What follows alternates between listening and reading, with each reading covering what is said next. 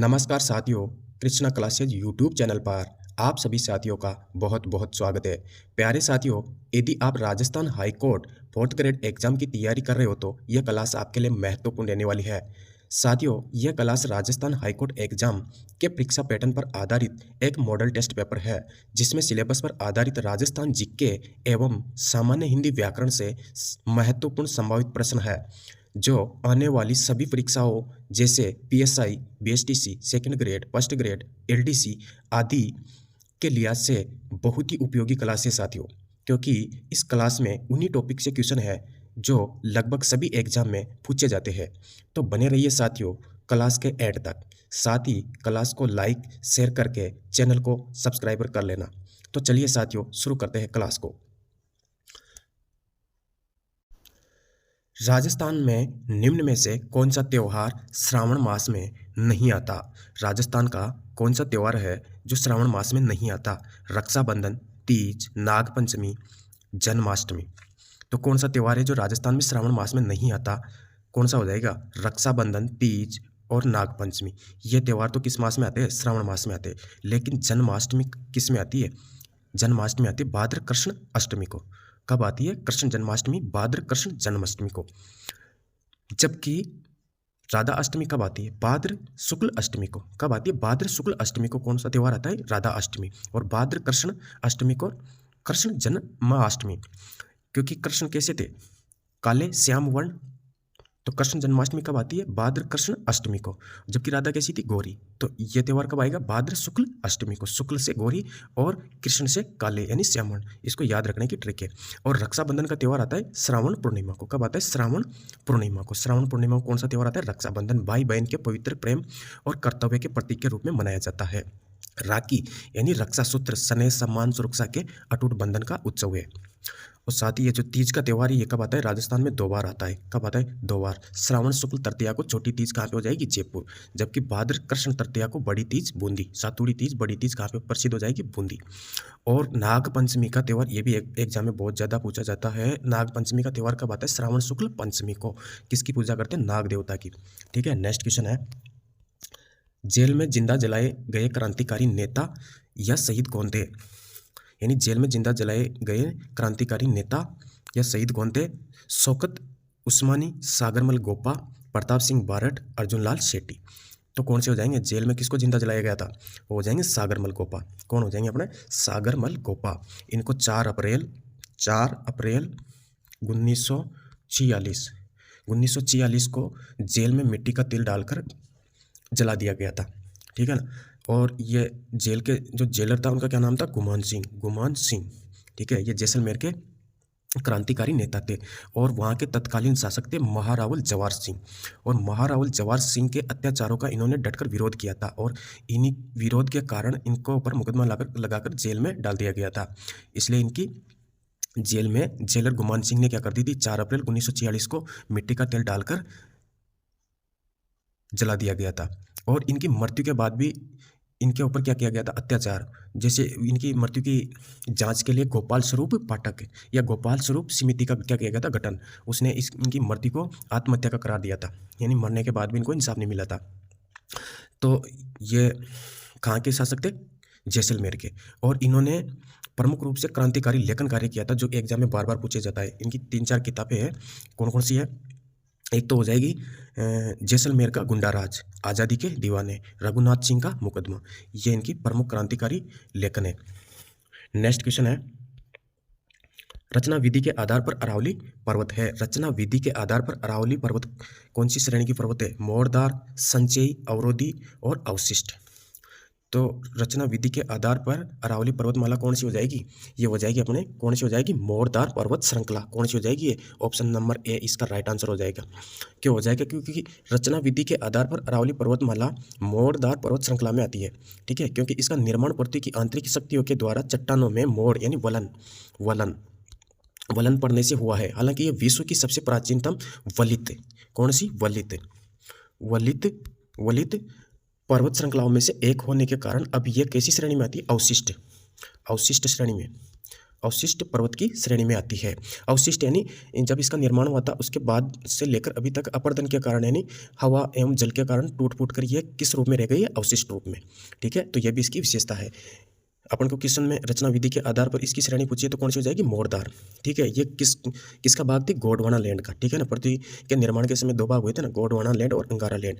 तो अरावली पर्वत श्रेणी गोंडवाना लैंड का हिस्सा है। इसका काल था प्री कैम्ब्रियन युग में इसका क्या हुआ था? निर्माण हुआ था। साथ ही यह राजस्थान में मरुस्थल के विस्तार को रोकने में एक किसका काम करती है? दीवार का काम करती है। किसका काम करती है? दीवार का काम करती है। साथ ही इसके गर्भ में प्रमुख रूप से जैसे सीसा, तांबा, जस्ता आदि प्रमुख रूप से खनिजों का क्या है? भंडार है, यानी ये प्रमुख रूप से ये खनिज पाए जाते हैं। नेक्स्ट क्वेश्चन है, गुलाब बाग सज्जन निवास गार्डन किस शहर में स्थित है? गुलाब बाग किस शहर में स्थित है? जयपुर, जोधपुर, उदयपुर और बीकानेर। तो गुलाब बाग यानी सज्जन निवास गार्डन किस शहर में स्थित हो जाएगा? गुलाब बाग का दूसरा नाम क्या है? सज्जन निवास गार्डन। किस शहर में स्थित हो जाएगा? ये हो जाएगा अपने उदयपुर शहर में। कहाँ पे हो जाएगा? उदयपुर शहर में। ऑप्शन नंबर सी इसका क्या हो जाएगा? राइट आंसर हो जाएगा। गुलाब बाग का निर्माण किसने करवाया था? गुलाब बाग का निर्माण महारावल सज्जन सिंह ने। महारावल सज्जन सिंह ने। सज्जन सिंह ने। इसमें गुलाब बाग में गुलाबों का क्या है? गुलाबों की कई किस्में हैं। साथ ही यहाँ पे क्या है? चिड़ियाघर भी स्थित है। इसमें एक चिड़ियाघर भी स्थित है। नेक्स्ट क्वेश्चन है, किस वर्ष में दर्रा वन्य जीव अभ्यारण्य मुकंदरा हिल्स को राष्ट्रीय उद्यान घोषित किया? किस वर्ष में इसे राष्ट्रीय उद्यान घोषित किया गया था? किसको? दर्रा वन्य जीव अभ्यारण्य को 2013, 2004, 2006, 2010। तो किस वर्ष में किया गया था इसे राष्ट्रीय उद्यान घोषित? तो इनको 2004 में क्या बनाया गया था? राष्ट्रीय उद्यान घोषित किया गया था। किसको? वन्य अभ्यारण्य मुकंदरा हिल्स को राष्ट्रीय उद्यान का दर्जा 2004 में दिया गया था। अब बात आ जाती है राष्ट्रीय उद्यान की, तो इसको थोड़ा देखते हैं।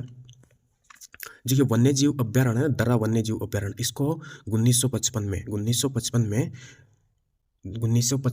वन्य जीव अभ्यारण्य के रूप में घोषित किया था। और इसको 2004 में राष्ट्रीय उद्यान का दर्जा दिया गया था।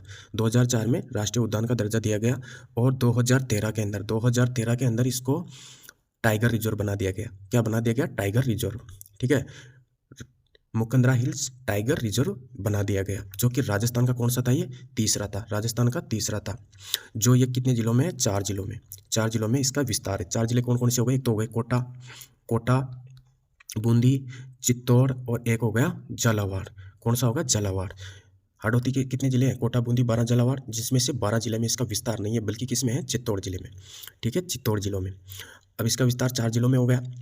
अब ये कौन से नंबर का हुआ? तीसरे नंबर का। तो ये तीसरे नंबर का पहले और दूसरा कौन कौन सा है? पहला हो जाएगा अपना रणथंभौर टाइगर रिजर्व। पहला कौन सा हो जाएगा? रणथंभौर। फिर सरिस्का। और तीसरा कौन सा हो जाएगा? मुकुंदरा हिल्स। ठीक है ना, मुकुंदरा हिल्स। और रामगढ़ विषधारी बूंदी, ये कितने नंबर का हो जाएगा? चौथा नंबर का कौन सा हो जाएगा? रामगढ़ विषधारी, जो कहाँ पे पड़ता है? बूंदी। और 5वें नंबर का कौन सा हो जाएगा? धौलपुर करौली। और प्रस्तावित कौन सा है अभी? कुंभलगढ़ टाइगर रिजर्व क्षेत्र। कुंभलगढ़ का क्या है? प्रस्तावित है। वर्तमान में राजस्थान में कितने टाइगर रिजर्व हो गए? वर्तमान में 5। ठीक है ना, वर्तमान में राजस्थान में कुल कितने टाइगर रिजर्व क्षेत्र है? 5। तो इसका राइट आंसर हो जाएगा 2004। नेक्स्ट क्वेश्चन है, राजस्थान का प्रथम रोपवे कहाँ बनाया गया? तो राजस्थान का प्रथम रोपवे कहाँ बनाया गया था? देवगिरी पहाड़ियों में, सुंदा माता पहाड़ियों में, मानगढ़ पहाड़ियों में, गुप्तेश्वर पहाड़ियों में। तो कहाँ बनाया गया था ये? राजस्थान का प्रथम रोपवे कहाँ पे हो जाएगा? सुंदा माता मंदिर पहाड़ियों में। ये कहाँ पे पड़ती है? जालोर। ठीक है ना, जालोर। और ये राजस्थान का कौन सा रोपवे था? राजस्थान का प्रथम रोपवे था, जिसकी लंबाई सबसे ज़्यादा, मतलब 800 मीटर लंबाई है। कितना? 800 मीटर लंबा, जिसे 2006 में कब बनाया गया था? इसे 2006 में इसको स्थापित किया गया था। कहाँ पे? सुंदा माता मंदिर की पहाड़ियाँ, जालोर। ठीक है, अब बात आ जाती है रोपवे की। तो एक बार राजस्थान में कितने रोपवे वो देखते हैं। वर्तमान में राजस्थान में कितने रोपवे हैं? 7। कितने हो जाएंगे? 7, जो कि सक्रिय रूप से कार्य कर रहे हैं। अब 7 में कौन कौन सा हो जाएंगे? पहला तो कौन सा हो गया? सुंदा माता रोपवे, ये कहाँ पे हो जाएगा? जालोर। 2006 में इसको बनाया गया था। और दूसरा कौन सा हो जाएगा? मनसा पूर्ण करणी माता रोपवे, कहाँ पे हो जाएगा? उदयपुर। 2008 में इसको स्थापित किया गया था। तीसरा कौन सा हो जाएगा? सावित्री माता रोपवे। ये सावित्री माता कहाँ पड़ेगा? पुष्कर, अजमेर। 2016 में इसकी स्थापना की है। इसके बाद आ जाता है अन्नपूर्णा माता मंदिर, ये कहाँ पे हो जाएगा? ये हो जाएगा जयपुर। कहाँ पे हो जाएगा? जयपुर। 2023 में इसकी स्थापना की गई। ये जो राजस्थान का प्रथम शौचालय थे, क्योंकि इनको चलाने के लिए किसकी जरूरत पड़ती है? प्रशासन की। तो इसको ये कौन सा हो जाएगा? अन्नपूर्णा माता जयपुर। 2023 में इसकी स्थापना होती है। ये राजस्थान का प्रथम शौचालय थे। सामोद वीर हनुमान जी चमू जयपुर। 2019 में इसकी स्थापना होती है। नीमच माता रोपिया उदयपुर हो जाएगा 2024। और 24 में स्थापना होती है काजल सीकर माता सीकर में 2024 में। और साथ ही में याद रखने की एक चीज़ और है, राजस्थान सरकार द्वारा 12 जिले, कितने जिलों में? 12 जिलों में 16 स्थान है। ये 16 स्थान यानी धार्मिक स्थलों के लिए रोपवे का प्रस्ताव कहाँ पे? केंद्र सरकार के लिए भेजा गया है इनकी स्थापना करने के लिए। कितने जिलों में? 12 जिलों में प्रमुख धार्मिक स्थल है। 16 धार्मिक स्थलों का क्या किया गया है? चिन्हित किया गया है। नेक्स्ट क्वेश्चन है, माण महोत्सव को मूल रूप से जाना जाता है। ये माण महोत्सव को मूल रूप से जाना जाता है। माण महोत्सव को किस रूप में जाना जाता है? मारवाड़ महोत्सव, कोलायत महोत्सव, चंद्रभागा महोत्सव और कबीर यात्रा। तो माण महोत्सव को मूल रूप से किस रूप में जाना जाता है? वो जाना जाता है मारवाड़ महोत्सव के रूप में जाना जाता है। मारवाड़ महोत्सव ये कहाँ पे आयोजन होता है? इसका आयोजन होता है जोधपुर। कहाँ पे होता है? जोधपुर। जोधपुर में शरद पूर्णिमा के दिन इसका आयोजन होता है। इसमें क्या होता है? इसमें राजपूत वीरों की याद में सांस्कृतिक कार्यक्रम होते हैं, जैसे लोक संगीत, नृत्य आदि का क्या होता है? प्रदर्शन होता है। अब बात आ जाती है मांड महोत्सव की। तो राजस्थान में मांड गायिका कौन कौन है? राजस्थान की प्रसिद्ध मांड गायिकाएं जैसे गौरी देवी राजस्थान की क्या कहलाती है? मरु कोकिला। और अला जिलाबाई ये कहाँ की है? बीकानेर की। इन्होंने केसरिया बालम, राजस्थान का राज्य गीत केसरिया बालम को लोकप्रिय बनाया था और इसी कारण इनको पद्मश्री और एक राजस्थान रत्न, इन 2 पुरस्कारों से क्या किया था? सम्मानित किया गया था। किसे? अला जिलाबाई को। एक मांगी बाई और ये बानो बेगम और जमीलो बानो जोधपुर की थी और बानो बेगम कहाँ की थी? जयपुर की। राजस्थान की मरु कोकिला किसे कहते हैं? गौरी देवी। ठीक है। नेक्स्ट क्वेश्चन है, पंचपदरा झील के नमक में सोडियम क्लोराइड का अनुमानित स्तर कितना है? सोडियम क्लोराइड NaCl, ये सोडियम क्लोराइड नमक, ठीक है ना। तो इसका पंचपदरा झील में इसका स्तर कितना है? 80%, 70%, 98% और 85%। तो कितना हो जाएगा? इसका स्तर हो जाएगा 98%, 98%। सोडियम क्लोराइड का स्तर कहाँ मिलता है? ये राजस्थान में पंचपदरा झील में। पंचपदरा झील कहाँ पे पड़ जाएगी? अपनी बालोतरा बाड़मेर में कौन सी झील है? पंचपदरा। यहाँ पे नमक कैसे बनाया जाता है? खारवाल जनजाति के लोग किसके द्वारा बनाए जाते? मोरली जाड़ी से नमक बनाते हैं। पंचपदरा झील में खारवाल जाति के लोग किससे? मोरली जाड़ी से नमक बनाते हैं। राजस्थान की प्रमुख कार्यपानी की झीलें कौन कौन सी है? एक तो हो गई पंचपदरा, सामा, डीडवाना, लोणकरणसर बीकानेर, कुचामन नागौर, फलोदी जोधपुर। फलोदी कहाँ पे पड़ती है? जोधपुर। जिसमें से पंचपदरा झील बालोतरा बाड़मेर में 98% शुद्धता का क्या मिलता है? नमक उत्पादन होता है। जबकि सामर झील जयपुर और नागौर प्रमुख रूप से तो कहाँ पे पड़ती है? जयपुर। इसका प्रमुख रूप से इसका विस्तार कहाँ पे होता है? जयपुर। और इसका कुछ हिस्सा नागौर में भी है। तो ये भारत का 8.7 कितना? 8.7% नमक उत्पादन करती है। और डीडवाना नागौर यहाँ का नमक खाने योग्य नहीं है, ठीक है ना, खाने योग्य नमक नहीं है। जबकि अपनी जो पंचपदरा बाड़मेर है यहाँ पे 98% उत्तम गुणवत्ता यानी नमक की शुद्धता, खाने योग्य नमक का उत्पादन होता है। तो इसका राइट आंसर हो जाएगा 98%। नेक्स्ट क्वेश्चन है, राजस्थान में गिरल खदान किस प्रकार के कोयले के उत्पादन के लिए प्रसिद्ध है? कौन सी खदान? गिरल खदान किस प्रकार के कोयले के लिए प्रसिद्ध है? एंथ्रेसाइट, लिग्नाइट, बिटुमिन्स और पीट। ये कोयले के कितने प्रकार है? 4 प्रकार है। इनमें से गिरल खदान से कौन सा कोयला निकलता है? ये हो जाएगा अपना लिग्नाइट। कौन सा हो जाएगा? लिग्नाइट, जो कि एक निम्न श्रेणी का कोयला है। इसके उत्पादन के लिए कौन सी खदान है? गिरल कहाँ पड़ती है? बाड़मेर। कहाँ पे पड़ती है? बाड़मेर में। ये राज्य की पहली आधुनिक ओपन कास्ट खुली लिग्नाइट खदानों में से एक है। राज्य की आधुनिक ओपन कास्ट। और यहाँ पे भूरे रंग का कोयला जो निम्न श्रेणी का जो लिग्नाइट कोयले के रूप में जाना जाता है। कोयले की 4 श्रेणियाँ हैं। पहली कौन सी है? उच्चतम श्रेणी कौन सी हो जाएगी? यंत्रेसाइट। कौन सी हो जाएगी? यंत्रेसाइट। ये क्रम से यंत्रेसाइट। ये कार्बन की मात्रा कितनी प्रतिशत होती है इसमें?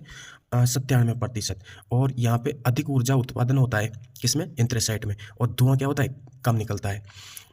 और ये कौन सा? लिग्नाइट ये निम्न श्रेणी का है। एंथ्रेसाइट, बिटुमिन्स, लिग्नाइट और पीट, ये होती है इनका क्रम, ठीक है ना। एंथ्रेसाइट, बिटुमिन्स, लिग्नाइट, पीट, ये तीसरे नंबर का है। और सबसे निम्न श्रेणी का कौन सा होता है? पीट होता है, ठीक है। नेक्स्ट क्वेश्चन है, निम्नलिखित में से किस शहर में सहस्त्रबाहु मंदिर स्थित है? सहस्त्रबाहु मंदिर स्थित कहाँ पे है?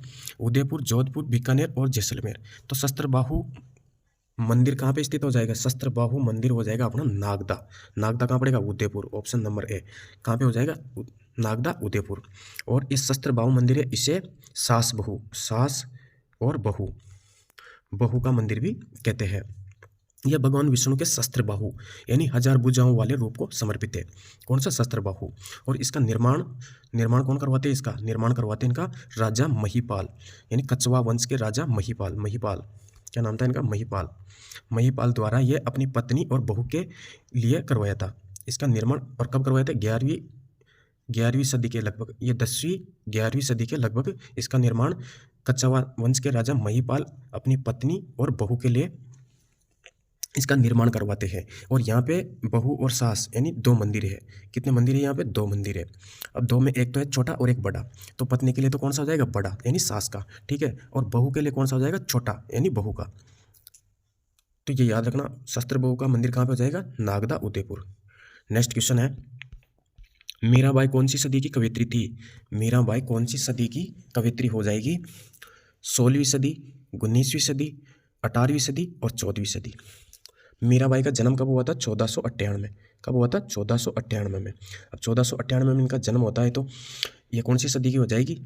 1500 के बाद कौन सी हो जाएगी? 16वीं सदी। 16वीं सदी की ये कवियत्री थी।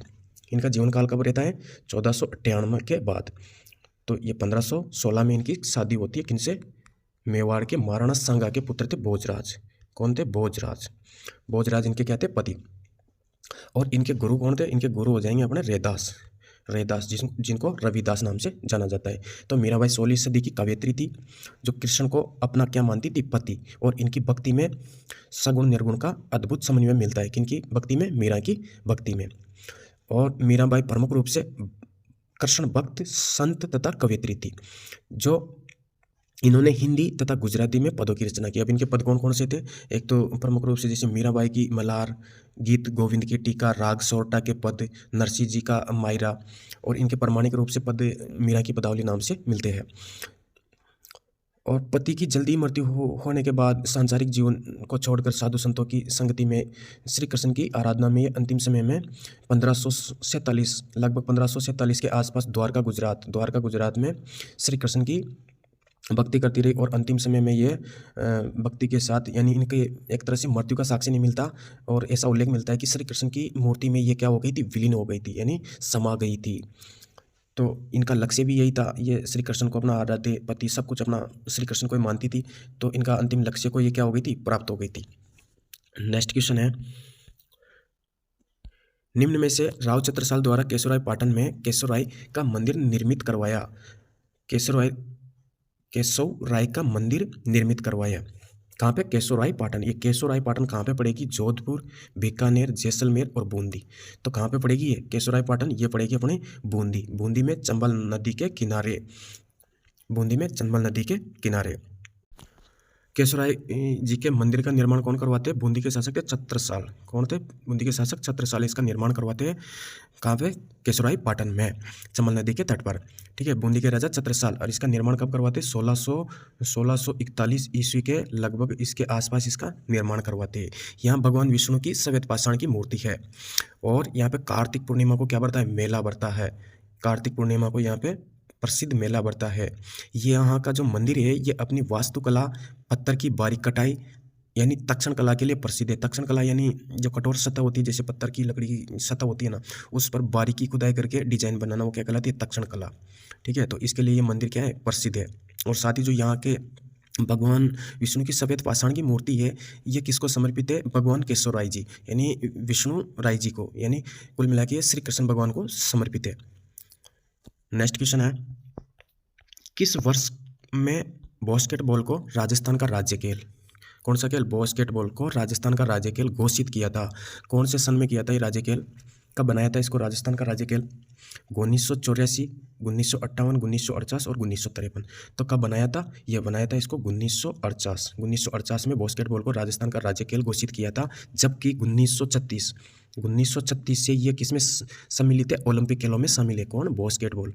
और 1948 में इसको क्या बनाया था? राजस्थान का राज्य खेल। अब बात आ जाती है राज्य खेल की, तो एक टॉपिक है राजस्थान के प्रतीक चिन्ह। उनमें से एग्जामिनर क्या करता है, जो राजस्थान के प्रतीक चिन्ह है उनमें से एग्जाम पूछता रहता है। तो एक बार इनको देखते हैं कौन कौन से प्रतीक चिन्ह है अपने राज्य।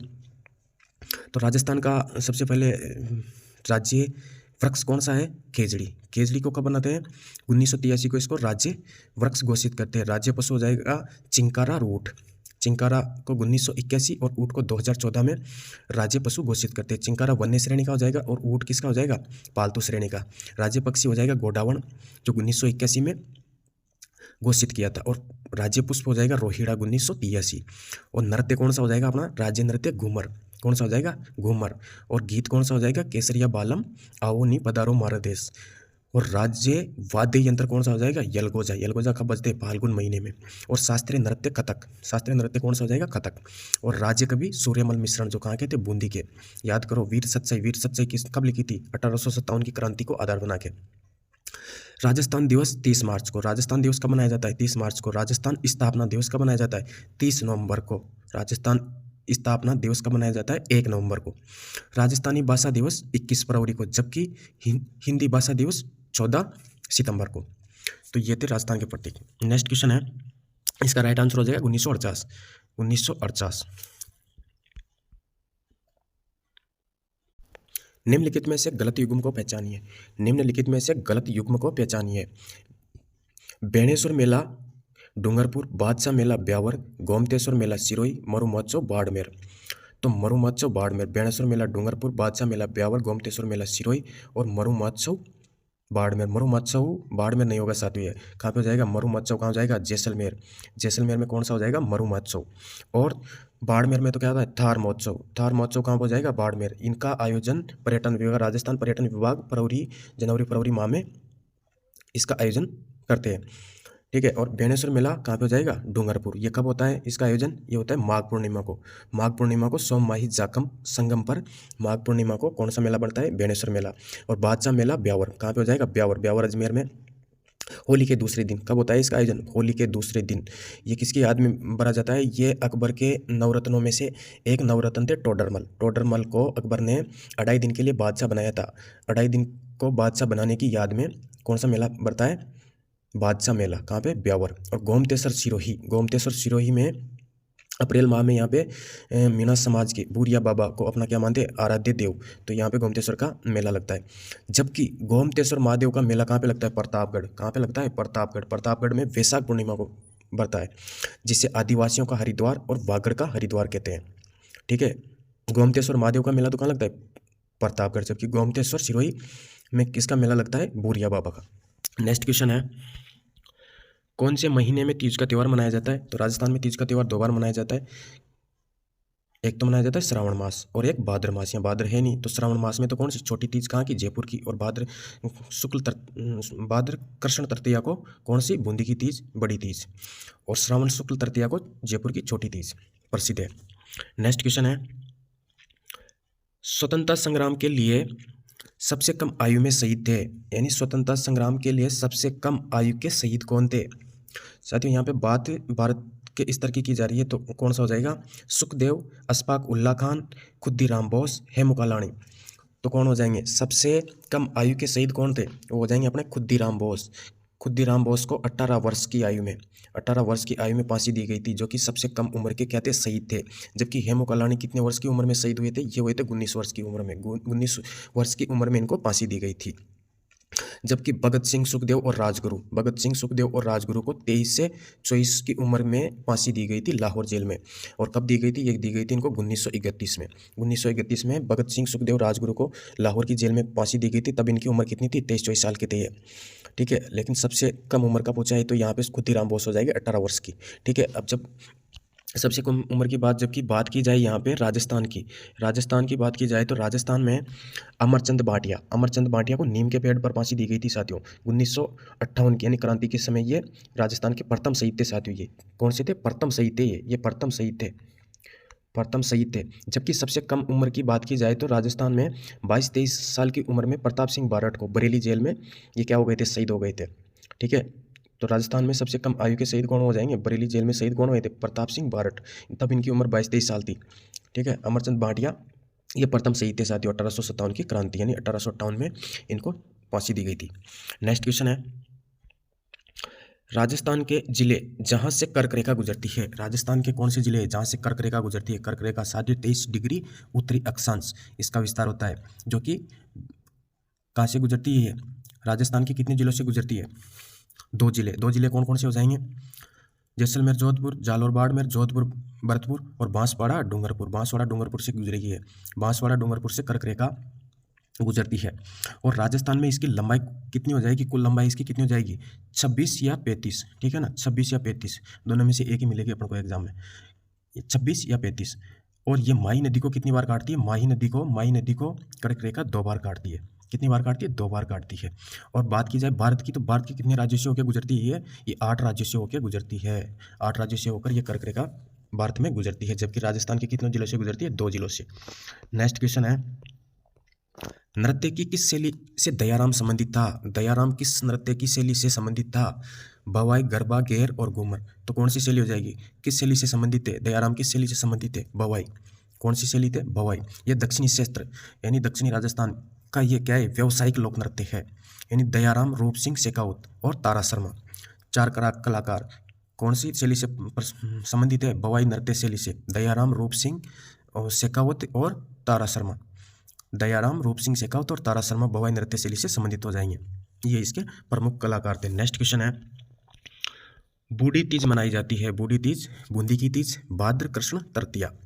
भाद्र कृष्ण तृतीया, ऑप्शन नंबर ए इसका क्या हो जाएगा? राइट आंसर हो जाएगा। बूढ़ी तीज, कजली तीज, सातुड़ी तीज, ये किसका नाम है? बूंदी की तीज के यानी बड़ी तीज के। जबकि छोटी तीज श्रवण शुक्ल तृतीया को इसके और क्या क्या नाम है? हरतालिका तीज, हरियाली तीज, छोटी तीज। ये कहाँ की प्रसिद्ध हो जाएगी? जयपुर की। अपना राइट आंसर हो गया भाद्र कृष्ण तृतीया। अब यहाँ से हिंदी वाले क्वेश्चनों का सॉल्यूशन करते हैं। क्वेश्चन है, प्रतिष्ठान शब्द का संधि विच्छेद है। प्रतिष्ठान शब्द का संधि विच्छेद क्या हो जाएगा? प्रति प्लस स्थान। कौन सा हो जाएगा? प्रति प्लस स्थान इसका बिल्कुल राइट आंसर हो जाएगा साथियों। प्रतिष्ठान, इसमें कौन सी संधि हो जाएगी? व्यंजन संधि हो जाएगी। कौन सी संधि हो जाएगी? व्यंजन संधि हो जाएगी। और प्रतिष्ठान ये शब्द शुद्धि में पूछा जाता है साथियों। प्रतिष्ठान शुद्ध रूप से ऐसे लिखा जाता है, प्रति प्लस स्थान। प्रतिष्ठान व्यंजन संधि का उदाहरण है। नेक्स्ट क्वेश्चन है, निम्न में से कौन से शब्द में व्यंजन संधि नहीं है? कौन से शब्द में व्यंजन संधि नहीं है साथियों? यहाँ पे पूछा है नहीं है व्यंजन संधि कौन से इस शब्द में नहीं है? निश्चल, निस्वार्थ, निष्पाप और निष्काम। तो साथियों यहाँ पे ऑप्शन नंबर बी निस्वार्थ, ये शब्द साथियों क्या है? गलत है। ये शब्द शुद्धि में बहुत ज़्यादा पूछा जाता है निस्वार्थ, और निस्वार्थ ये यहाँ पे क्या है? बिल्कुल गलत है। निस्वार्थ शब्द व्याकरणिक दृष्टि से गलत है साथियों ये।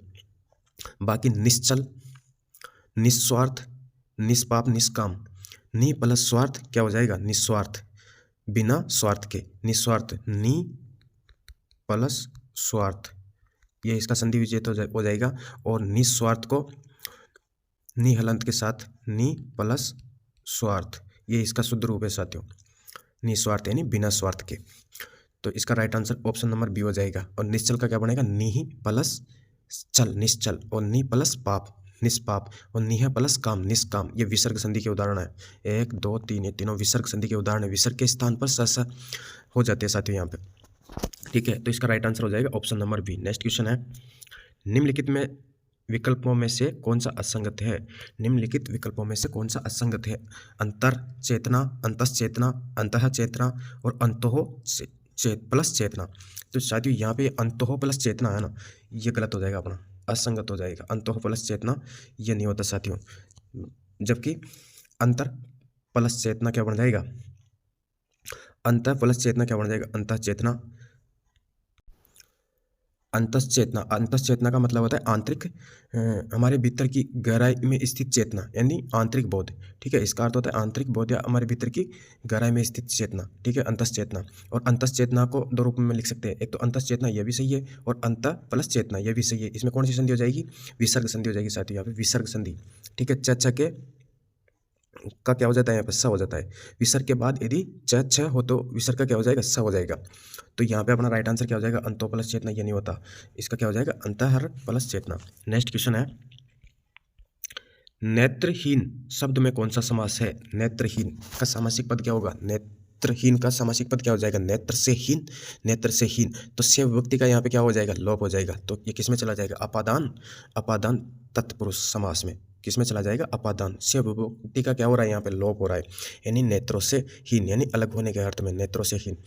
तो से विभक्ति का क्या हो रहा है? यहाँ पे लोप हो रहा है ना, तो ये किस में चला जाएगा? अपादान तत्पुरुष समास में। नेक्स्ट क्वेश्चन है,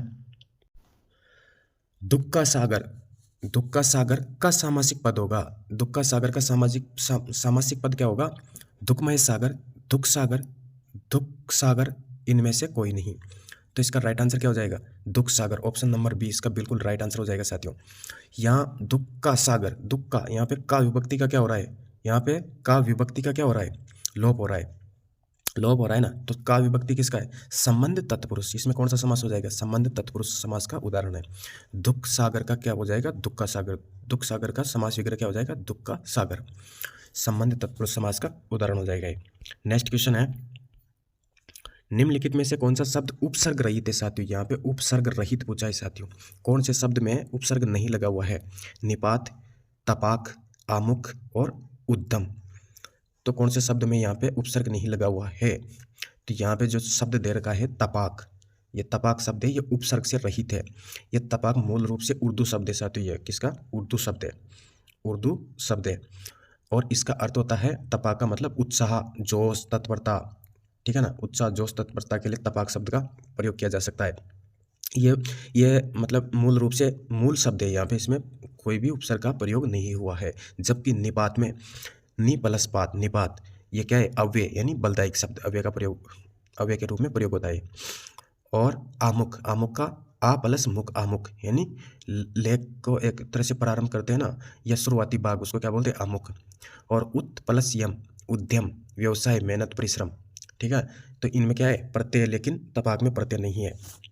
नेक्स्ट क्वेश्चन है, वर्तनी की दृष्टि से शुद्ध विकल्प का चयन कीजिए। यहाँ पे वर्तनी वाला शुद्ध रूप अपन को देखना है। वर्तनी की दृष्टि से शुद्ध रूप किस किस क्रम के शब्दों में है? तो कौन सा में हो जाएगा? चरमोत्कर्ष, आशीर्वाद, सामर्थ्य और परिशिष्ट। तो इनका शुद्धतम रूप कौन से ऑप्शन में है? तो इनका शुद्धतम रूप हो जाएगा ऑप्शन नंबर बी, चरमो उत्कर्ष, आशीर्वाद, सामर्थ्य और परिशिष्ट। ये इनका क्या हो जाएगा? शुद्ध रूप। ये यहाँ पे चरमोत्कर्ष क्या हो गया? गलत हो गया, ठीक है। यहाँ पे चरमोत्कर्ष क्या हो जाएगा? इसमें चरमोत्कर्ष गलत हो जाएगा, और यहाँ पे आशीर्वाद गलत हो रहा है, ठीक है। तो इसका राइट आंसर क्या हो जाएगा? ऑप्शन नंबर बी अपना इसका क्या हो जाएगा? राइट आंसर हो जाएगा। इन शब्दों की शब्द शुद्धि में बहुत ज़्यादा पूछा जाता है, बार बार पूछा गया है इनको। चरमोत्कर्ष, आशीर्वाद, सामर्थ्य, परिशिष्ट, ठीक है। इनको बहुत ध्यान से याद रखना। निम्नलिखित में वर्तनी की दृष्टि से शुद्ध शब्द है। शुद्ध शब्द कौन सी है? यथेष्ट, यथेष्ट और यथेष्ट और यथेष्ट। अब इनमें से यथेष्ट शब्द शुद्ध रूप से कौन सा है? यथेष्ट शुद्ध रूप से हो जाएगा ऑप्शन नंबर, कौन सा हो जाएगा अपना? ऑप्शन नंबर सी, ये वाला अपना यथेष्ट, ये बिल्कुल सही हो जाएगा। बाकी गलत है। इसकी संधि हो जाएगी यथा, यथा प्लस इष्ट, क्या हो जाएगी? यथा प्लस इष्ट क्या बन जाएगा? यथेष्ट। इसमें कौन सी संधि हो जाएगी? गुण संधि, ठीक है। यथेष्ट का मतलब क्या होता है? या आवश्यकता अनुसार या पर्याप्त मात्रा में, कोई भी चीज़ होती है ना, या आवश्यकता अनुसार या पर्याप्त मात्रा में, यथेष्ट। नेक्स्ट क्वेश्चन है, शुद्ध शब्द का चयन कीजिए। शुद्ध शब्द का चयन कीजिए। मिष्टान, अंत्योष्टि, चेष्टा, अभिष्ट। अब इनमें से शुद्ध शब्द कौन सा है? शुद्ध शब्द कौन सा हो जाएगा यहाँ पे? अभिष्ट। कौन सा हो जाएगा? अभिष्ट। अभिष्ट यहाँ पे अभि प्लस इष्ट, यानी वांछित, इच्छित वस्तु, ठीक है ना। तो यहाँ पे अभिष्ट क्या है? बिल्कुल सही है। यहाँ पे चेष्टा क्या है? गलत है। चेष्टा कैसे हो जाएगा? चेष्टा का शुद्ध रूप क्या हो जाएगा? चेष्टा। और अंत्योष्टि, अंत्योष्टि का अंत्य प्लस इष्टि, यानी अंत्योष्टि, ठीक है। अंत्योष्टि ये यानी अंतिम संस्कार। तो अंत्योष्टि का शुद्ध रूप क्या हो जाएगा?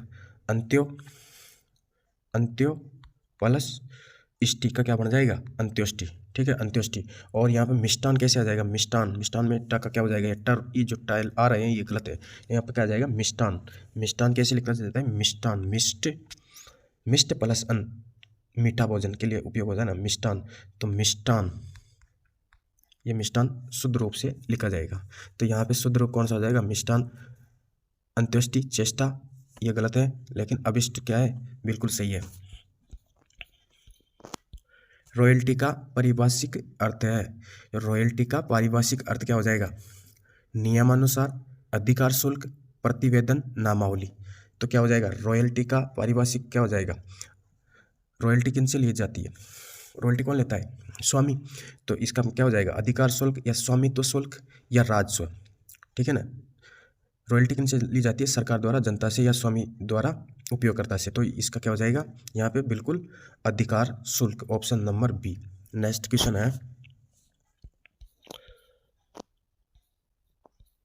निम्न में से कृदंत प्रत्यय का उदाहरण नहीं है। यहाँ पे कृदंत प्रत्यय का उदाहरण नहीं पूछा है, बाकी 3 अपन को कृदंत उदाहरण यहाँ पे मिलेंगे, बाकी एक कृदंत प्रत्यय का उदाहरण नहीं है। कृदंत प्रत्यय किसे कहते हैं, जो क्रिया के साथ लगते हैं, किसके साथ, क्रिया के साथ। अब क्रिया के साथ कौन कौन से लग रहे हैं, जैसे लुटेरा, लुटेरा लूट प्लस एरा, लूट क्या है यहाँ पे, क्रिया। और भुलक्कड़, भूल प्लस अक्कड़, भुलक्कड़, भूल क्या है यहाँ पे, क्रिया। और अक्कड़ क्या हो जाएगा यहाँ पे, प्रत्यय। सड़यल में सड़ प्लस यल, सड़ क्या हो जाएगी, क्रिया, और यल क्या हो जाएगा यहाँ पे, प्रत्यय। बाकी ये जो दुखिया है ना, ये दुखिया किस में चला जाएगा, ये चला जाएगा अपने तद्धित प्रत्यय में। दुख प्लस इया, दुख क्या है यहाँ पे, संज्ञा, संज्ञा के साथ में इया प्रत्यय लगने से क्या बन जाएगा, दुखिया, जो कि एक तद्धित प्रत्यय। तद्धित प्रत्यय संज्ञा शब्दों के साथ लगते हैं, और कृत प्रत्यय यानी कर्तृवाचक प्रत्यय ये किसके साथ लगते हैं, क्रिया के साथ लगते हैं। तो अपना राइट आंसर हो जाएगा option number C. Next question है, निम्नलिखित में से कौन सा तत्सम शब्द है। यहाँ पे तत्सम शब्द ढूंढना है साथियों अपन को। तत्सम शब्द कौन सा हो जाएगा, तिक्त, चौंच, काम और गात, ठीक है ना। तो इसमें से कौन सा हो जाएगा, ऑप्शन नंबर ए। ये क्या क्या है, तत्सम शब्द है। इसका तद्भव क्या बनेगा, थिक्का, क्या बन जाएगा, थिक्का। थिक्का बोलते हैं अपन, जैसे अपनी भाषा में बोलते हैं थिक्का, चरका। ये क्या है, तद्भव बन जाएगा। तिक्त क्या है, तत्सम है। और चौच क्या है, यहाँ पे चौच क्या है, ये तद्भव है। इनका तत्सम क्या बन जाएगा, चोंच का क्या बन जाएगा, चोंच।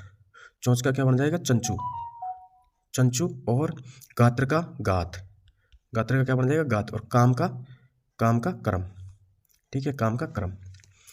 तो अपना राइट आंसर हो जाएगा option number A. Next question है, पेटा कौन से प्रकार का शब्द है। ये जो पेटा शब्द है, बोलते हैं ना आगरा का पेटा, ये जो पेटा शब्द है ये किस प्रकार का शब्द है, तत्सम, देशज, तद्भव और विदेशी। तो विदेशी हो नहीं सकता, ठीक है। तो कौन सा है, तत्सम भी है नहीं, तो ये हो जाएगा देशज शब्द। कौन सा हो जाएगा, देशज शब्द। नेक्स्ट क्वेश्चन है, संधि शब्द का तद्भव रूप है। ये ग्रंथि शब्द का, यहाँ पे कौन सा शब्द दे रखा है, ग्रंथि शब्द का तद्भव रूप है। यानी ये तत्सम शब्द है, इसका तद्भव रूप कौन सा हो जाएगा, ग्रंथ, गांठ, ग्वाल और गांव। तो क्या हो जाएगा, इसका हो जाएगा गांठ, क्या हो जाएगा, गांठ। इसका तद्भव क्या बन जाएगा, गांठ। नेक्स्ट क्वेश्चन है, बालक शब्द किस प्रकार की संज्ञा का उदाहरण है। जातिवाचक, व्यक्तिवाचक, भाववाचक और क्रियावाचक।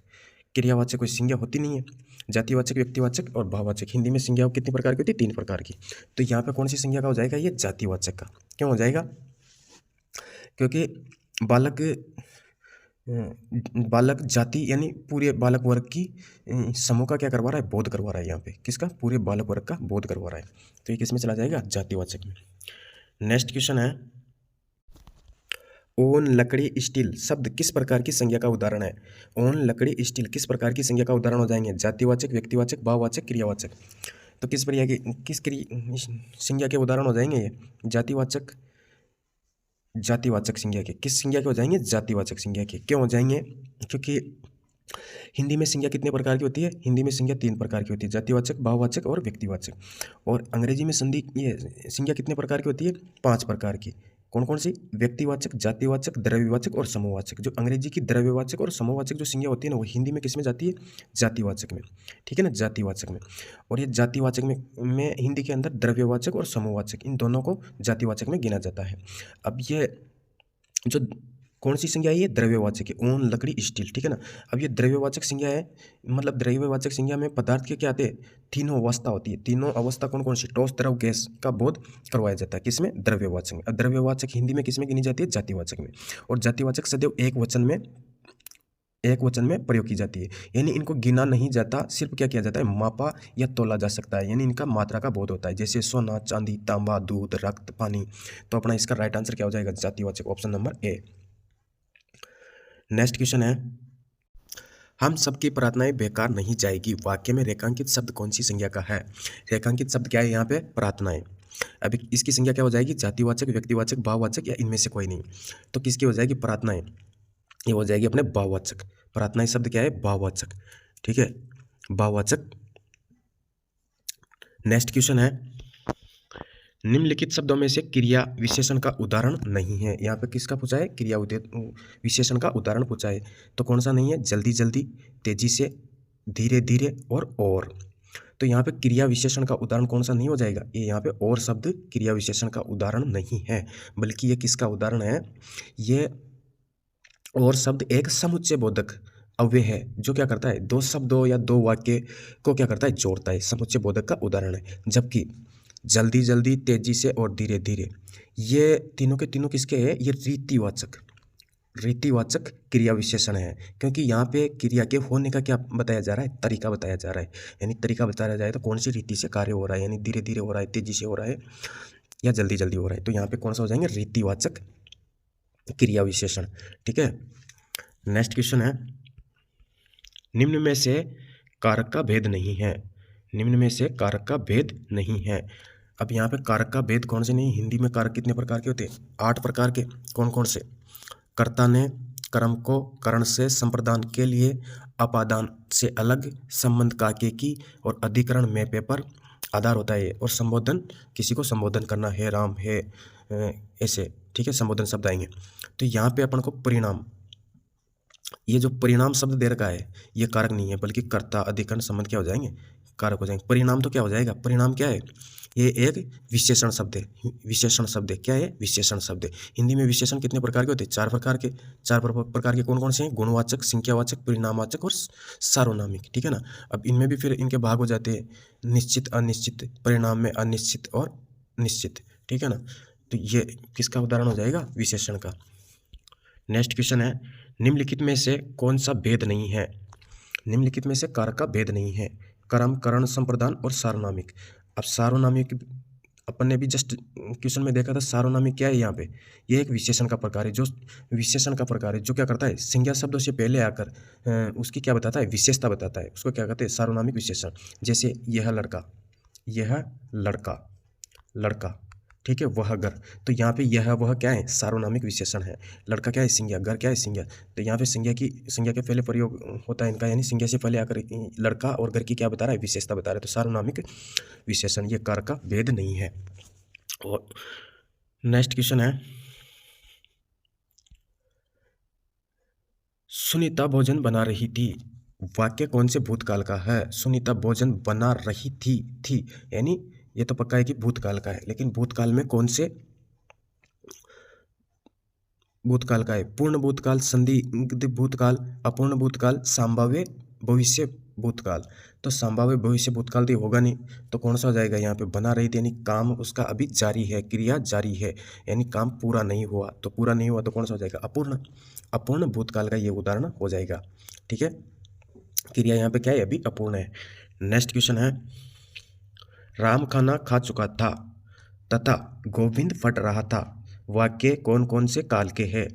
अब यहाँ पे शब्द आया है, राम खाना खा चुका था यानी कार्य पूरा हो चुका है, और इसमें गोविंद फट रहा था यानी अभी यहाँ पे कार्य अपूर्ण है, कार्य अपूर्ण है। तो कार्य यहाँ पे क्या है, अपूर्ण है। अपूर्ण भूतकाल और पूर्ण भूतकाल, यहाँ पे कार्य क्या हो चुका, पूरा हो चुका है, तो भूतकाल। तो इसका राइट आंसर क्या हो जाएगा, ऑप्शन नंबर ए इसका राइट आंसर हो जाएगा। पहला तो किसका हो जाएगा, पूर्ण भूतकाल का, और दूसरा वाक्य किसका हो जाएगा, अपूर्ण भूतकाल का। नेक्स्ट क्वेश्चन है, घोड़ा शब्द का पर्यायवाची शब्द नहीं है। घोड़ा शब्द का पर्यायवाची शब्द नहीं है। तो घोड़ा शब्द के पर्यायवाची शब्द कौन सा नहीं है, इनमें से अश्व, गोटक है और कटक। तो इनमें से घोड़ा शब्द का पर्यायवाची कौन सा नहीं हो जाएगा, तो कटक। यहाँ पे कटक, कटक किसका हो जाएगा, कटक हो जाएगा सेना, फौज, ठीक है, दल, चमू, वाहिनी, अनि, सैन्य, शिविर, ये किसके होते हैं, सेना के। लेकिन घोड़ा का क्या हो जाएगा, अश्व, गोटक, है, तुरंग, वाजी और सेंधव। ये सेंधव है ना, सेंधव बहुत इंपॉर्टेंट है, इसको बहुत ज़्यादा पूछते हैं, सेंधव, ठीक है ना। किसका होता है, सेंधव किसका होता है, घोड़ा का, है, तुरंग, वाजी, ठीक है ना। तो इसका राइट आंसर हो जाएगा option number D. Next question है, कमल शब्द का पर्यायवाची शब्द नहीं है। कमल शब्द का पर्यायवाची शब्द कौन सा नहीं है, नलिन, रसाल, उत्पल, राजीव। तो कौन सा हो जाएगा, यहाँ पे कमल शब्द का पर्यायवाची कौन सा हो जाएगा, नलिन है, रसाल, रसाल किसका हो जाएगा, रसाल ये हो जाएगा आम का, किसका हो जाएगा, आम का। आम के पर्यायवाची कौन कौन से, आम्र, आम्र हो जाएगा। सौरभ और रसीला, ठीक है, किसके पर्यायवाची? आम के। और कमल के क्या क्या होते हैं? नलिन, नलिन और उत्पल, ठीक है, उत्पल। और राजीव, राजीव नयन, राजीव नयन कौन थे? भगवान राम। इनकी माता इनको क्या बोलती थी? राजीव नयन, राजीव, क्योंकि इनकी आंखें किसके समान है? कमल की पंखुड़ियों के समान। तो राजीव, पंकज, पंकज, सरोज, जलज, नीरज, ये किसके हो जाएंगे? कमल के। नेक्स्ट क्वेश्चन है, तीर का पर्यायवाची शब्द नहीं है। तीर का पर्यायवाची, तीर कौन सा? जो अपन धनुष, जो धनुष होते हैं ना, बाण, वो वाला तीर, तीर का पर्यायवाची नहीं है। तार, बाण, सर और नाराज। तो यहाँ पे ये जो तार है ना, तार, ये किसका पर्यायवाची नहीं है? तीर का। तार का मतलब क्या होता है? किसी धातु से बने एक तरह से धागा, जैसे पिघलने के बाद उसका एक धागा बन जाता है, उसी को क्या कहते हैं? तार। तो तंतु, तंत्री, सूत्र और तार, ये किसके हो जाएंगे? तार के। लेकिन तीर के क्या क्या होते हैं? तीर का होता है जैसे, एक तो अपन बोलते हैं उसको बाण, ठीक है, सर, सर भी उस तीर के लिए आता है। सहायक, नाराज, विसिकी, सिलीमुख, ये किसके होते हैं? तीर के। तो ऑप्शन नंबर ए अपना इसका राइट आंसर हो जाएगा। निडर का विलोम शब्द नहीं है। निडर का विलोम शब्द नहीं है। निडर का विलोम शब्द नहीं है। क्रोधित, कदाचार, वीर और कायर। तो निडर का क्या हो जाएगा?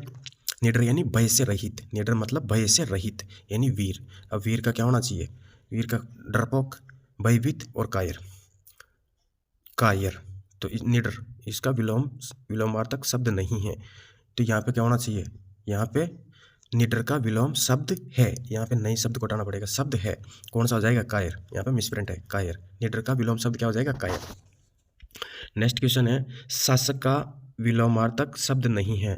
शासक का विलोमार्थक शब्द राजा, नरेंद्र, शासित और विषाद। तो शासक का मतलब क्या होता है? एक तरह से राजा, ठीक है, सरकार, ठीक है। और शासित का मतलब हो जाएगा जिस पर शासन किया जाए। और शासक जो शासन करने वाला यानी राजा, और शासित जिस पर शासन किया जाए यानी प्रजा, ठीक है ना, प्रजा। तो शासक का विलोम शब्द क्या होगा? क्या हो जाएगा यहाँ पे? यहाँ पे हो जाएगा शासित। क्या हो जाएगा? शासित। शासक का विलोम शब्द क्या हो जाएगा? शासिक। यहाँ पे नई शब्द को हटाना पड़ेगा, ठीक है ना, यहाँ पे मिसप्रिंट है। शासक का विलोम शब्द क्या हो जाएगा? शासित। नेक्स्ट क्वेश्चन है, रुक्ष का विलोम शब्द है। रुक्ष का विलोम शब्द क्या है? रुक्ष का मतलब क्या होता है? रुक्ष मतलब खुरदरा, एक तरह से खुरदरा यानी रुखा, कठोर, ठीक है ना। रुक्ष का मतलब कठोर। अब उसका उल्टा क्या होना चाहिए? कोमल, लचीला या मुलायम, ठीक है। तो उसका क्या हो जाएगा? मर्षण। क्या हो जाएगा? मर्षण। इसका विलोम शब्द क्या हो जाएगा? मर्षण। रुक्ष का क्या हो जाएगा? मर्षण। नेक्स्ट क्वेश्चन है, मालूम होता है तुम्हारे यहाँ रहने का सहयोग समाप्त हो गया। तुम्हारे यहाँ रहने का सहयोग समाप्त हो गया। रेखांकित वाक्यांश के लिए सही मुहावरा कौन सा है? यहाँ पे सही मुहावरा कौन सा है? नाता टूट जाना, डेरा उठ जाना, अंजल उठ जाना, हाथ तंग हो जाना। तो इसका राइट आंसर क्या होना हो जाएगा? अंजल उठ जाना। यहाँ पे क्या शब्द आ रहा है? अंजल उठ जाना, ना कि अंजल उठवाना। अंजल उठवाना, ये रीट में पूछा था अंजल उठवाना का। तो इसका अर्थ क्या हो जाएगा? अंजल उठवाना का तो सत्य, जैसे मान लो किसी ने चोरी कर ली, अब उसको सत्य की परीक्षा लेने के लिए क्या करते हैं? उससे अंजल को क्या करते हैं? उठवाते। तो सत्य की परीक्षा देना तो क्या हो जाएगा? अंजल उठवाना। यहाँ पे अगर शब्द होता उठवाना, लेकिन यहाँ पे शब्द क्या है? सहयोग। यहाँ रहने का सहयोग समाप्त हो गया यानी अंजल, अंजल उठ जाना इसका सही मुहावरा है। अंजल उठ जाना यानी वहाँ सहयोग समाप्त हो चुका है। नेक्स्ट क्वेश्चन है, अरुण ने परीक्षा में उत्तीर्ण होने के लिए बहुत परिश्रम किया। रेखांकित वाक्यांश के लिए सही मुहावरा है बहुत परिश्रम करना, बहुत ही ज़्यादा परिश्रम करना। जान पर खेलना, लोहे के चने चबाना, एटी चोटी का जोर लगाना, लुटिया डुबाना। तो यहाँ पे एडी चोटी का जोर लगाना यानी बहुत परिश्रम करना, सही मुहावरे का संबंध बैठ जाएगा यहाँ पे। तो ऑप्शन नंबर इसका क्या हो जाएगा? सी राइट आंसर हो जाएगा। नेक्स्ट, आँख का नीर ढल जाना। आँख का नीर ढल जाना मुहावरे का अर्थ है मरते समय आंसू बहना, निर्लज हो जाना, निरुत्साहित होना, निष्प्रभ होना। तो इसका राइट आंसर क्या हो जाएगा? आँख का नीर, पानी डल जाना। इसका बिल्कुल राइट आंसर हो जाएगा निर्लज हो जाना यानी लाज शर्म खत्म हो जाना। नेक्स्ट क्वेश्चन है, निम्नलिखित में से लोकोक्ति है उसका चयन कीजिए। निम्नलिखित में से एक लोकोक्ति है, इनमें से एक लोकोक्ति है उसका चयन कीजिए। कठपुतली होना, आँख चुराना, आस्तीन का सांप होना, एक पंथ दो काज। तो साथियों, लोकोक्ति और मुहावरे को छाँटने का एक सबसे अच्छा तरीका ये है कि लोकोक्ति पूर्ण वाक्य होती है साथियों। लोकोक्ति क्या होती है? पूर्ण वाक्य। जबकि मुहावरे स्वतंत्र रूप से वाक्य में प्रयोग नहीं होते साथियों। स्वतंत्र रूप से वाक्य में क्या नहीं होते? प्रयोग नहीं होते। इनका प्रयोग स्वतंत्र रूप से नहीं किया जा सकता। जबकि लोकोक्ति स्वतंत्र रूप से एक पूर्ण वाक्य होती है। अब यहाँ पे जैसे ऑप्शन नंबर डी, एक पंथ दो काज, ठीक है ना। एक पंथ दो काज, एक साथ दो लाभ कार्य पूरे करना, ठीक है ना। तो ये क्या है? यहाँ पे एक लोकोक्ति है। जबकि कठपुतली होना, आंख चुराना, आस्तीन का सांप, ठीक है ना, ये क्या क्या हो जाएगा? ये मुहावरे हो जाएंगे। कठपुतली होना, इसका अर्थ क्या होगा? कठपुतली होना। तीसरा अर्थ अपन को इसमें व्यंजन अर्थ लेना पड़ेगा, तो दूसरे के एक तरह से दूसरे के इशारे पर चलना या दूसरे की सीख मान लेना, ठीक है ना, कठपुतली। और आंख चुराना यानी सामने आने से बचना। जिसे मान लो कोई व्यक्ति अपन से अपने सामने नहीं आना चाह रहा है, यानी वह अपन से आके चुरा रहा है। आस्तीन का सांप यानी कपटी मित्र विश्वासघाती, ठीक है। तो इसका राइट आंसर क्या हो जाएगा? Option number D. Next question है, सेना तथा कड़वा अर्थ प्रकट करने वाला शब्द युग्म है। एक तो है सेना और एक है कड़वा। इसका अर्थ युग्म कौन सा हो जाएगा? सेना का मतलब तो क्या होता है? कटक। अभी पर्यायवाची में देखा था ना। सेना का तो क्या हो जाएगा? कटक। और कड़वा का कटुक। कौन सा हो जाएगा? कटुक। तो इसका ऑप्शन नंबर बी अपना क्या हो जाएगा? राइट आंसर हो जाएगा। नेक्स्ट क्वेश्चन है, सबसे तेज कंप्यूटर होता है। सबसे तेज कंप्यूटर कौन सा है? Mini computer, micro computer, main frame computer और सुपर कंप्यूटर। तो सबसे तेज गति से गणना करने वाला कंप्यूटर कौन सा हो जाएगा? Super computer. कौन सा हो जाएगा? Super computer. Option number D अपना क्या हो जाएगा? यहाँ पर राइट हो जाएगा। नेक्स्ट क्वेश्चन है, कंप्यूटर के संदर्भ में सॉफ्टवेयर का क्या अर्थ है? कंप्यूटर के संदर्भ में सॉफ्टवेयर का क्या अर्थ है? फ्लॉपी डिस्क नहीं, ये तो मेमोरी होती है। Computer programs, computer memory, human brain, ये तो एआई होती है, ह्यूमन ब्रेन, ठीक है। तो यहाँ पे कंप्यूटर प्रोग्राम यानी जो प्रोग्राम्स का जो समूह होता है उसी को क्या कहते हैं? सॉफ्टवेयर कहते हैं। तो ऑप्शन नंबर बी अपना क्या हो जाएगा? राइट आंसर हो जाएगा। नेक्स्ट क्वेश्चन है, सीपीयू का वह भाग जो तार्किक संक्रियाएं यानी लॉजिक ऑपरेशन निष्पादित करता है उसे क्या कहते हैं? सीपीयू का कौन सा भाग है जो संक्रियाएं यानी तार्किक लॉजिक क्रियाएं करता है? उसे क्या कहते हैं? रैम, एलयू, मदरबोर्ड और रजिस्टर। तो साथियों यहाँ पे एलयू का मतलब क्या होता है? Arithmetic logic unit. इसकी फुल फॉर्म क्या हो जाएगी? Arithmetic logic unit. ये सीपीयू का क्या होता है? ये सीपीयू का मुख्य हिस्सा होता है साथियों। सीपीयू का मुख्य हिस्सा होता है और ये जोड़ गुणा भाग वाले यानी बाइनरी का जो डेटा होता है ना उस पर संक्रियाएं करता है, यानी ये संक्रिया यानी लॉजिक ऑपरेशन करता है। तो इसका फुल फॉर्म क्या होता है? Arithmetic logic unit. इसका राइट आंसर हो जाएगा एलयू। और ये सीपीयू है ना, सीपीयू की फुल फॉर्म क्या होती है? सीपीयू की फुल फॉर्म होती है सेंट्रल प्रोसेसिंग यूनिट यानी कंप्यूटर का दिमाग, ठीक है ना। कंप्यूटर का दिमाग क्या होता है? सीपीयू। तो ये था आज का लास्ट क्वेश्चन। और साथियों आज की क्लास का फुल डिटेल सॉल्यूशन अपन ने देख लिया है।